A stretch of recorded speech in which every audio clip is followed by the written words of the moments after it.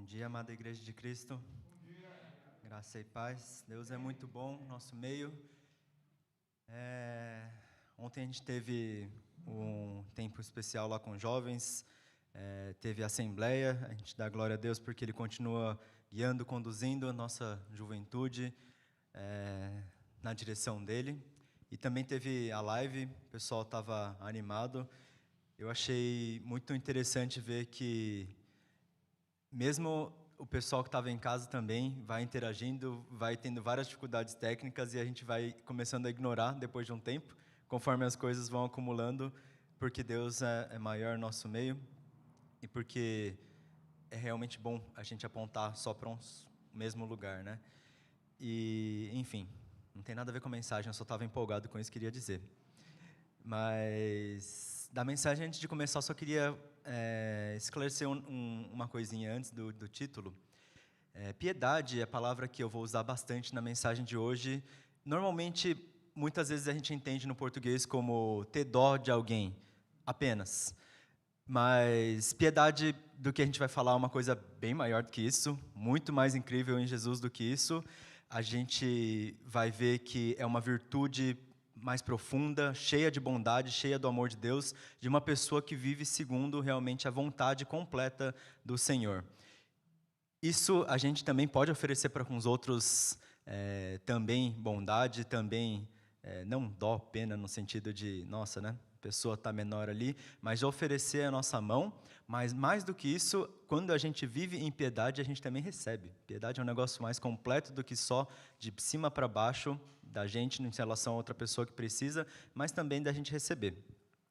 Enfim, piedade tem tudo a ver com justiça.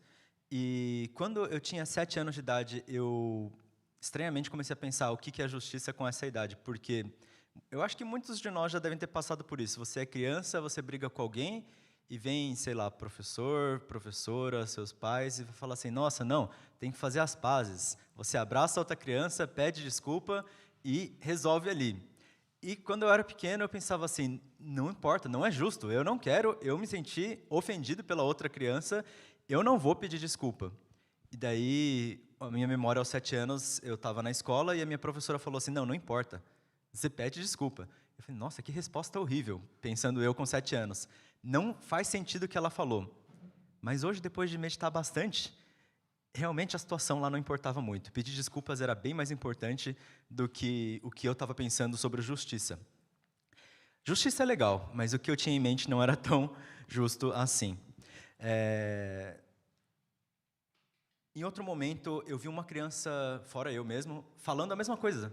Nossa, não é justo o que está acontecendo. Eu não quero também, porque tinha mais brigas na escola além de mim.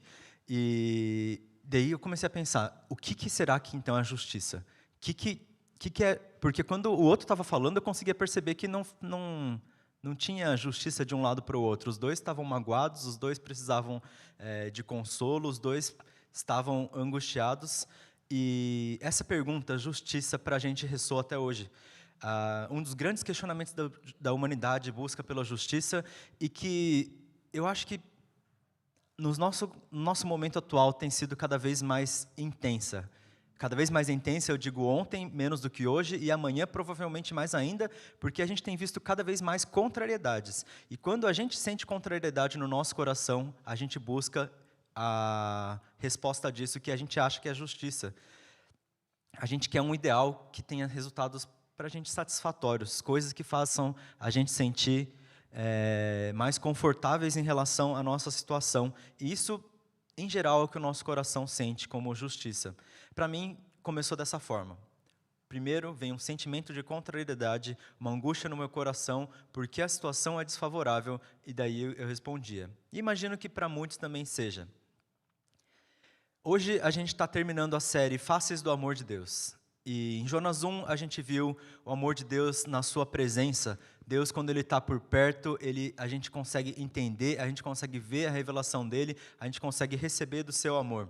Quando a gente foge para longe de Deus, as coisas vão começando a afetar, porque falta na nossa vida o amor do Senhor. Em Jonas 2 a gente viu como Ele consegue nos alcançar de volta, por mais que a gente esteja vivendo uma vida de pecados, uma vida de erros, uma vida de fuga, a gente encontra misericórdia e graça no Senhor. Quando Jonas estava na barriga do peixe, a gente estudou sobre isso. Em Jonas 3, a gente viu o amor de Deus até mesmo na sua ira.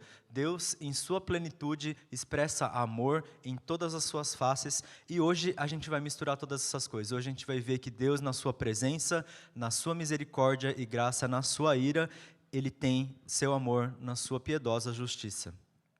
E é só no exercício da piedade que a gente pode ver a justiça do amor de Deus, a justiça da bondade de Deus alcançando as vidas que a gente não imaginaria e as nossas vidas também. Jonas 4, de 1 a 4, está dizendo o seguinte: Jonas, porém, ficou profundamente descontente com isso e enfureceu-se. Ele orou ao Senhor: Senhor, não foi isso que disse quando eu estava ainda em casa? Por isso me apressei em fugir para Tarsis. Eu sabia que tu és Deus misericordioso e compassivo, muito paciente, cheio de amor, que promete te castigar, mas depois te arrependes. Agora, Senhor, tira a minha vida, eu imploro, porque para mim é melhor morrer do que viver. O Senhor lhe respondeu: você tem alguma razão para essa fúria? Eu me senti ouvindo isso como se eu fosse aquela criança que está dizendo, não é justo. E aí alguém vem dizer, mas o que é justo então? E daí choca. Nossa, eu não sei. Eu só queria dizer que não era justo porque eu precisava tirar aquilo do meu coração. Até o ponto para Jonas que ele disse, me mata, é melhor morrer do que ver o que eu estou vendo, que eu acho que é injusto. E o que ele estava vendo naquele momento era Deus expressando a sua bondade. Imagina alguém ver uma expressão maravilhosa do amor de Deus e sentir isso como injustiça. Esses somos nós em muitos dos nossos momentos da vida. Tudo começa com essa contrariedade. É esse desconforto de a gente ver alguma coisa que vai contrária o que a gente acha que está certo. Não necessariamente algo que está certo. No dia a dia, talvez fisicamente é mais fácil de entender como que é esse desconforto. Outro dia eu senti dor no dente e eu comecei a ponderar, será que é bom eu ir no dentista? Porque quando a gente sente alguma coisa física, a gente pensa se a gente precisa tratar isso e consertar com alguém que sabe melhor do que a gente, né? Quando a gente tosse, a gente pensa, acho que eu vou no médico, sente uma dor na perna. Meu pai estava não conseguindo mexer o braço outro dia, daí foi fazer fisioterapia. Esse tipo de coisas são indicativos que a gente está muito acostumado. E porque a gente está acostumado, a gente transfere isso para nossas almas. Porque no corpo, quando eu sinto dor, eu acho que eu preciso consertar o problema, que às vezes é exterior a mim. Quando eu sinto dor na minha alma, eu também acho que o problema está fora e que eu preciso consertar a minha situação.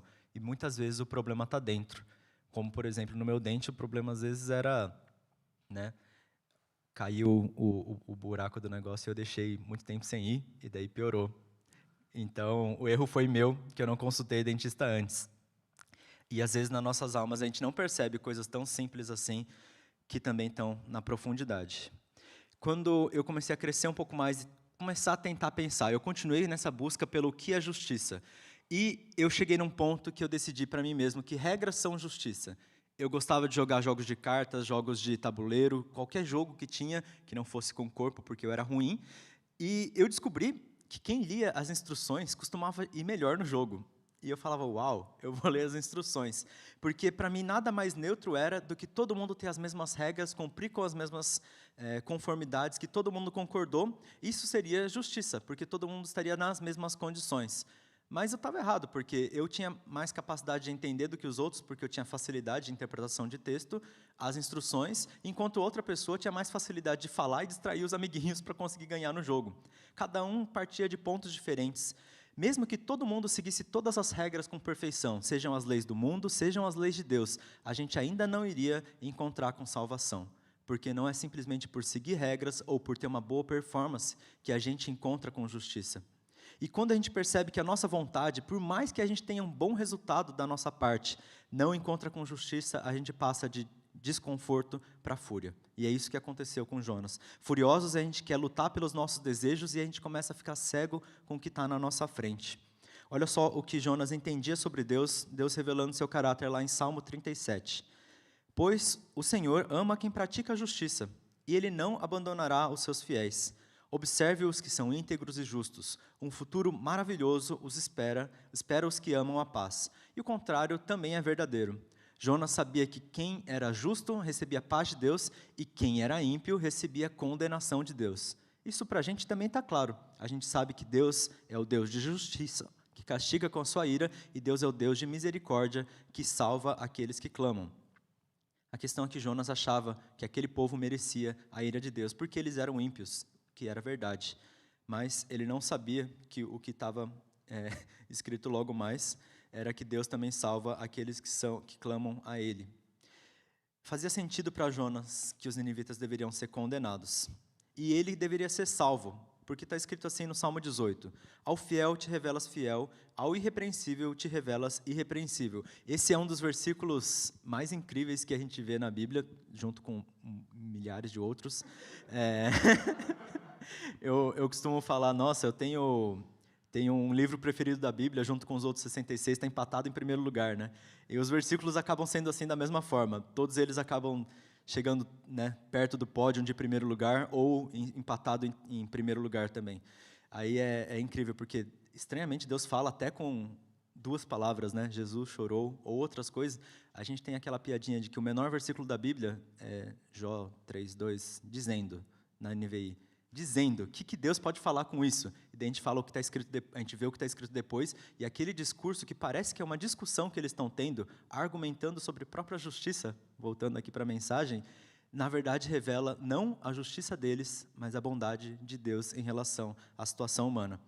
Ao fiel te revelas fiel. Aquele que é justo, aquele que é fiel a Deus, Deus responde com fidelidade. Não porque a gente merece ou porque Deus está em dívida conosco, mas esse é o caráter de Deus. Deus gosta de estender fidelidade para aquele em quem Ele vê fidelidade, porque é isso que Ele deseja da gente. E essa palavra fidelidade, eu gosto muito no hebraico, é a palavra hesed. Hesed, na verdade, significa bondade e fidelidade é uma adjetivação. Aqui está dizendo que ao que expressa amor, Deus expressa amor. Ao que age com bondade, Deus age com bondade. Jonas entendia isso ao que é justo, ao que tem alguma qualificação de justiça. Alguém que, por exemplo, é um israelita de nascença, alguém que é um profeta do Senhor, alguém que tem um caráter que segue as regras, esse merece a justiça de Deus, porque ele é fiel e Deus se revela fiel. Mas, na verdade, Deus se revela fiel para aquele que estende bondade independente das suas qualificações. Deus confrontou Jonas 4, 5-8.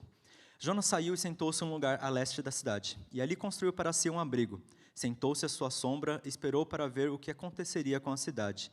Então o Senhor Deus fez crescer uma planta sobre Jonas para dar sombra à sua cabeça e livrá-lo do calor, o que deu grande alegria a Jonas, pensando ele que estava recebendo a fidelidade de Deus. Mas na madrugada do dia seguinte, Deus mandou uma lagarta para atacar a planta e ela secou-se. Ao nascer do sol, Deus trouxe um vento oriental muito quente e o sol bateu na cabeça de Jonas ao ponto dele quase desmaiar. Com isso, ele desejou morrer e disse: para mim, seria melhor morrer do que viver. Mais uma vez, quando a situação se mostrava contrária à sua própria circunstância, ele começava a achar que era melhor morrer do que viver. Ele recebeu do amor de Deus naquele momento, mas assim que a circunstância foi lhe retirada, ele sentiu que não tinha mais o amor de Deus para com ele, que a situação não estava justa, porque não era favorável. E aí entra o problema. Deus está dizendo que ele é fiel. E Jonas deve ter pensado que se ele era fiel, então os ninivitas eram infiéis, ímpios. Ímpio é aquele que não tem piedade, é aquele que não tem justiça, mas na verdade é aquele que não tem bondade. E só porque ele achava que ele era parte do povo de Deus, não significava que ele tinha justiça, que ele poderia determinar o que aconteceria com os outros. E eu passei também, mais tarde, depois daquelas todas as reflexões, agora para uma situação prática de justiça e injustiça. Eu já estava com a mente mais formada, e eu comecei a não mais pensar em regras, mas pensar em consequências das coisas, em ver reputações das pessoas. Eu esperava que quem tivesse um caráter justo fosse ser reconhecido por sua justiça, e isso fosse ser honroso, fosse ser respeitoso na sociedade. Eu tentava viver de forma justa e esperava que isso viesse para mim também. Talvez, por exemplo, Deus me colocasse num lugar onde eu gostaria de falar. Talvez, se fosse Jonas, eu pregar em Israel, na minha casa, mas ele mandou para Nínive, e da mesma forma, eu estava num lugar desconfortável, e naquele lugar desconfortável que eu comecei a falar das coisas de Deus, eu senti injustiça acontecer. Vieram palavras sobre mim que não condiziam muito bem com a verdade, por mais que eu não seja uma pessoa perfeita, e eu me senti em tremenda injustiça, porque a verdade não era falada. E porque a verdade não era falada, eu traduzi isso para injustiça. Só porque eu estava numa situação terrível que eu não merecia, não significa que isso era injustiça. Mas eu reagi. Eu pensei, eu vou trazer justiça para mim mesmo. E porque a situação estava acontecendo coisas ruins, as pessoas estavam falando e eu acabei criando uma reputação não muito boa de mim mesmo, eu comecei a escrever páginas e páginas de uma resposta dura, bem profética para se falar, a linguagem exatamente igual com a linguagem da Bíblia, e tentando usar muito a palavra de Deus para contrariar aquelas coisas. E eu consegui. Eu entendia muito bem da Bíblia já naquela época, não foi tantos anos, foi cerca de 7 a 10 anos atrás, mas eu acho que estava muito bem escrito, eu acho que estava muito bem falado as verdades de Deus. Se eu fosse ver textualmente, não tinham mentiras escritas naquele texto. E ainda assim, quando eu fui orar para Deus para dizer, quando eu tenho que atacar os outros com isso? Ele disse, não, ora mais, pede por misericórdia, não é para usar isso daí. Está cheio de verdade de Deus, mas não está cheio da minha bondade. A forma como você usa as minhas palavras não é a forma como eu vejo o mundo ao seu redor. Aquelas pessoas que você sentiu te injustiçando, na verdade eu quero estender bondade e você vai ficar quieto e pedir por misericórdia, porque assim como eles, você também precisa. Eu escutei todo esse texto na minha cabeça. Não com essas palavras, mas em toda essa intensidade. E eu fiquei quieto. E eu achei que Deus não iria retornar essas coisas. Eu comecei a estender bondade para aquelas pessoas que, para mim, não estavam estendendo da mesma forma. E poucos anos passaram e descobri recentemente que ninguém sabe que existiram aqueles boatos, desapareceram por algum motivo, nem sei aonde foi, o que aconteceu, porque eu não fiz nada, eu só esqueci do assunto e sumiu. E eu falei, nossa, hoje assim, né? Recentemente, não sabia que Deus tinha feito, mas Deus fez o trabalho dele. E ele não precisava, porque minha situação do meu coração tinha consertado antes de eu saber a reação de Deus. De eu saber que não era buscar por justiça que eu encontrava uma satisfação. Que eu encontrava satisfação, na verdade, na bondade de Deus me alcançando no coração. Isso lembra da experiência de Jonas lá na barriga do peixe, não é? Ele também clamou ao Senhor, a misericórdia de Deus. Jonas 2 está escrito, em meu desespero clamei ao Senhor e ele me respondeu. O que eu prometi, cumprirei totalmente. A salvação vem do Senhor. Esse era o caminho ideal que Jonas deveria seguir. A salvação vem do Senhor. A gente encontra com o caminho de justiça quando a gente primeiro recebe a misericórdia de Deus, recebe essa bondade. E a gente tem que cumprir totalmente. Jonas foi pregar a palavra de Deus, mas ele esqueceu da segunda parte que ele mesmo tinha prometido. Por completo, não significa fazer apenas o que Deus disse para fazer, mas sentir como Deus te disse para sentir. Não bastava eu ficar quieto naquele momento que eu sentia injustiça. Eu precisava sentir amor para com aquelas pessoas, coisa que eu não era capaz, mas Deus tornou realidade, contrário ao que eu imaginava. A salvação vem do Senhor, de mais ninguém. De mais ninguém a gente pode buscar satisfação ou conserto para nossas situações. Não é com a minha mão, não é com a mão dos meus pais que poderiam me ajudar, não é com a mão de qualquer outra pessoa, de qualquer outra autoridade. É da mão do mesmo Deus que está lá também para condenar. O Deus que consegue condenar, que poderia condenar todos nós, é o Deus que salva. A gente recorre ao juiz para buscar por salvação. E essa salvação que Deus propõe, a gente tem que ir até o final. Jonas não esperava que Deus fizesse isso com o outro lado. Que Deus também ajudasse o necessitado que estava clamando, como está escrito no Salmo 72, que ele acode ao necessitado que clama e também ao aflito desvalido. Ele tem piedade do fraco e do necessitado e salva a alma dos indigentes. É assim que Deus ele expressa o seu amor para com aqueles que clamam, para com aqueles que estão na barriga do peixe. A barriga do peixe era a mesma situação que os ninivitas estavam passando. Deus demonstra ali piedade. Ele dá o exemplo que a gente tem que seguir.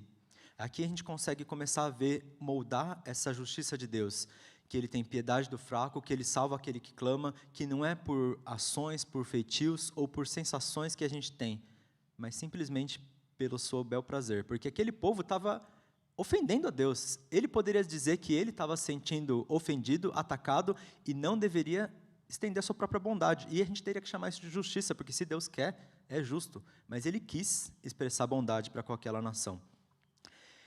Da perspectiva do infrator, imagina a gente como ninivita, pensando, olhando para a inevitável condenação. Jonas só falou para eles que eles iam todos padecer. você só pode colocar suas esperanças na possibilidade da justiça não ser aplicada na sua vida. Isso somos nós. Independente de nós cremos em Deus, nós não somos pessoas que agem de forma perfeita. Só que porque a gente crê em Deus, essa esperança de que a justiça dele não vai ser aplicada em forma de condenação, mas em forma de salvação, se torna real. Quando a gente crê, a justiça de Deus muda a sua face, mas ela é a mesma justiça e atinge a gente de formas diferentes. No final do texto de hoje está escrito o seguinte: Deus disse a Jonas: você tem alguma razão para estar furioso por causa dessa planta? Respondeu ele: sim, tenho. Estou furioso a ponto de querer morrer. Mas o Senhor lhe disse: você tem pena dessa planta, embora não a tenha podado, nem tenha feito crescer. Ela nasceu numa noite e numa noite morreu. Contudo, Nínive tem mais de 120.000 pessoas que não sabem distinguir a mão direita da mão esquerda. Além de muitos rebanhos, não deveria eu ter pena dessa grande cidade?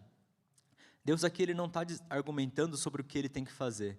Ele está demonstrando o quão não razoável é a sensação de Jonas. Porque se for pela sua própria bondade, pela sua própria satisfação, uma planta vale mais do que 120.000 pessoas.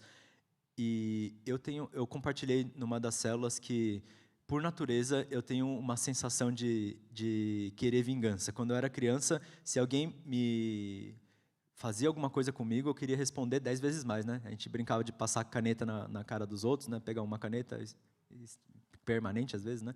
E daí, se alguém fazia um risco, eu queria fazer 10 no do outro. Eu até fazia na nuca, porque daí a pessoa não ia perceber, não ia poder lavar.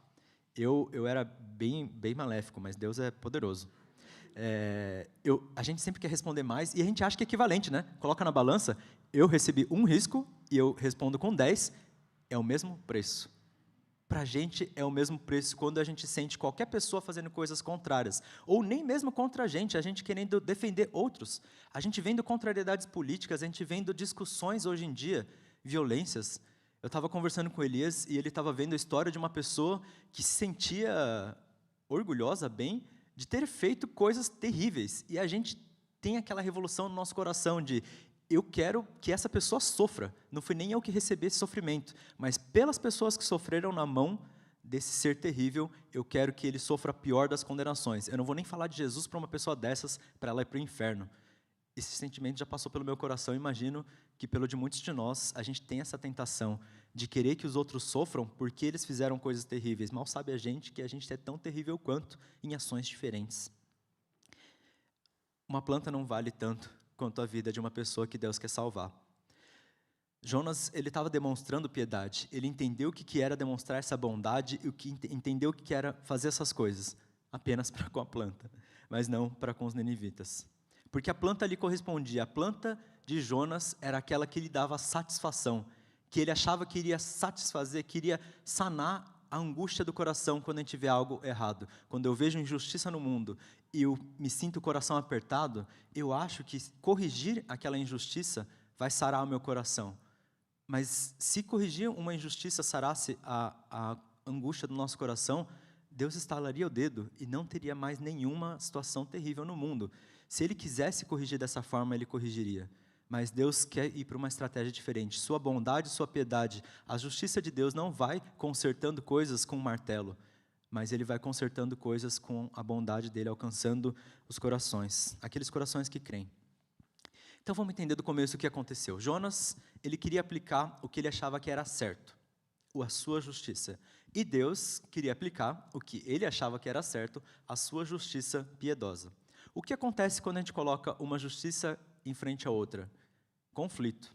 Mas o que acontece quando a gente coloca uma justiça em frente à outra absolutamente, imensamente superior? Não tem conflito. A primeira simplesmente é apagada. Olha só o que Jó entendeu quando ele se colocou de frente com a justiça de Deus. Como pode o mortal ser justo diante de Deus? Ainda que eu quisesse discutir com ele, não conseguiria argumentar nem mesmo uma vez entre 1000. Embora inocente, eu seria incapaz de responder-lhe. Poderia apenas implorar por misericórdia ao meu juiz. Diferente de Jonas, Jó não tinha feito nada de errado. Jó realmente era inocente, não era merecedor das coisas que ele estava passando, que foi simplesmente porque Satanás queria acabar com a vida dele diante de Deus. E ele entendeu que por mais que ele não fosse merecedor, que aquela situação fosse talvez considerada injustiça, nada poderia ele falar diante de Deus. Mesmo que ele tentasse argumentar seria errado. Argumentar seria o erro que ele poderia cometer, então ele não tentou. E esse foi o que Deus disse depois. Nossa, olha só como Jó é justo, porque Jó entendeu que não tem argumento contra mim. O justo não é justo porque ele não erra. O justo, ele é justo porque ele vive a justiça de Deus, por mais que ele erre, recebendo e oferecendo. Aplicar a justiça não é determinar um veredito para com os outros. A gente, como crente, nossa missão no mundo não é falar quem está certo e quem está errado, dizer o que tem que ou não fazer, dizer como tem que ou não fazer, ou como eu tenho ou não que sentir sobre as coisas ao mundo, sobre notícias, sobre relacionamentos. Mas a gente também tem que viver em nossas vidas a justiça de Deus. Por vezes a gente pensa que argumentar vale a pena, porque a gente está certo. E se a gente estiver certo, eu vou até as últimas circunstâncias, porque daí sim a verdade vai ser aplicada. Mas a verdade de Deus se revela de formas discretas, por exemplo, na minha situação de vida. Nem percebi quando aconteceu e a verdade simplesmente prevaleceu. Não vale a pena discutir só porque a gente tem razão. Diante de Deus não tem razão, não tem nem autojustificação. A gente precisa entender que nem Jó, a gente precisa se humilhar perante a cruz. Argumentar significa receber condenação. E pedir por misericórdia significa receber a graça de Deus. Olha ao nosso redor como a justiça do mundo funciona. O mundo diz que a melhor justiça é a justiça cega, porque daí ela vai tratar todos como iguais, diante da lei. Mas a justiça de Deus não precisa fechar os olhos, não precisa tratar as pessoas de forma igual, mas tratar as pessoas de forma da sua bondade. Ela não precisa fechar os olhos porque ela é piedosa. Tantas coisas acontecendo ao nosso redor, a gente tem sido como Jonas. Não sei se vocês têm sentido essa angústia, essa fúria no coração, ou se você tem tido atitude sobre isso, se expressado de formas que às vezes não são boas, mas vamos tirar um tempinho aqui para meditar como a gente tem entendido, como a gente tem expressado essa busca por justiça. Essa busca por justiça que às vezes é dura. O amor de Deus, ele se expressa no juízo e ele se expressa também na salvação. Agir com piedade é o nosso alvo, e isso é viver a bondade de Deus. Não tem como a gente demonstrar bondade para ninguém, que nem o pastor Joel falou, hipocrisia na Santa Ceia. Não tem como eu tentar demonstrar bondade se eu também não receber a bondade de Deus, que é viver piedade. Piedade é a expressão do amor de Deus na justiça, na salvação. Deus nos convida para viver a sua piedosa justiça. Então não tente usurpar o direito de Deus de julgar o mundo. Deus não é bobo, Ele não salva sem motivo. Deus não é tolo e Ele não condena sem motivo. Mas o fato da gente não entender quais são os motivos de Deus não é razão para a gente tomar o poder dEle. Confia no Senhor. Guarda isso para a sua vida.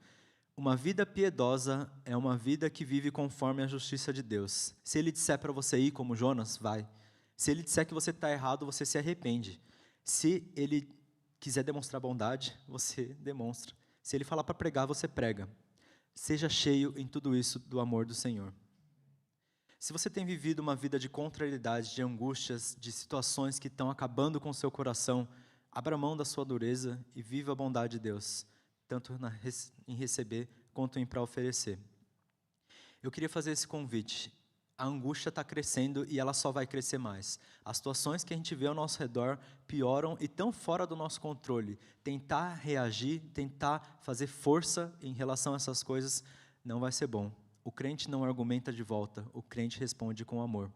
E aqueles que não são, se você não tem encontrado com resposta para essa sua angústia, ora também nesse momento com a gente. Escolhe viver segundo a piedosa justiça de Deus, porque toda essa contrariedade que você sente, que gera ira, que gera conflito, que não gera solução, ela pode ser solucionada no amor do Senhor. Convido a todos então para a gente orar ao Senhor que oferece a sua bondade. Senhor Jesus, a gente não entende o que é bom, assim como os ninivitas, mesmo que a gente receba da tua revelação, da tua palavra, a gente não tem por conta própria capacidade de distinguir direita de esquerda.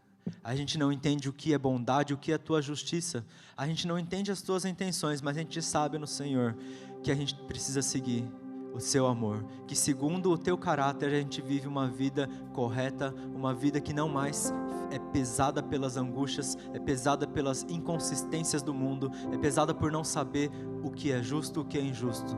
Mas que o Senhor possa fazer brotar nos nossos corações um desejo de expressar bondade, uma vida piedosa, que sejamos uma geração de crentes que podem ser marcados por isso, que podem ser reconhecidos na sociedade por ter um diferencial de piedade que aponta para a Tua justiça, para a Tua bondade, que a gente possa expressar em nosso caráter, o Teu fruto, meu Pai, do Seu Espírito Santo em nós. Por favor, nos inspira conforme a Tua vontade, para que a gente não pense mais conforme a nossa lógica, mas para que a gente haja segundo o Senhor. Por favor, desenvolve em nós essa capacidade de te seguir. Por mais que a gente esteja angustiado a ponto de querer morrer, a gente primeiro receba do Senhor a Tua bondade, a Tua restauração, para ter capacidade, para ter forças e novo ânimo nesse momento de pandemia e de terríveis angústias e contrariedades, expressada a Tua bondade, meu Pai. Faz um milagre no nosso meio, nessa Tua igreja e naqueles que também querem Te conhecer, que a gente possa ver as Tuas maravilhas e agradecer com eternos louvores ao Senhor. Glória seja o Teu nome em nosso meio, a gente ora. Amém.